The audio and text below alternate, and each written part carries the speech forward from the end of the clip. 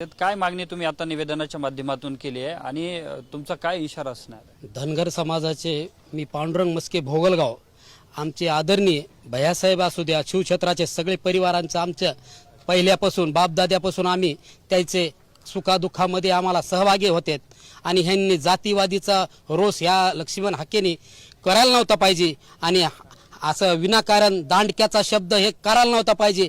आजपर्यंत आमच्या समाजामध्ये तेढ निर्माण मराठी समाज आमच्या खांद्याला खांदा लावून सुखादुःखामध्ये उभा राहते आणि विनाकारण जर असा जर जातीवाद झाला तर आमच्या गावात खेडेगावामध्ये असो सिटीमध्ये असो कुठं बी अन्याय जर झाला तर तू लक्ष्मण हाके याला जबाबदार तू राहशील। तू दांडक्याची भाषा कशाबद्दल करतोस? तू भुरट्या का शब्द वापरला असतो? विनाकारण तू जातीला तेढ निर्माण करण्याचं काम करतोय। तुला असा अधिकार दिला का संविधानाने? कशाबद्दल तू असा विनाकारण त्रास देऊ नको।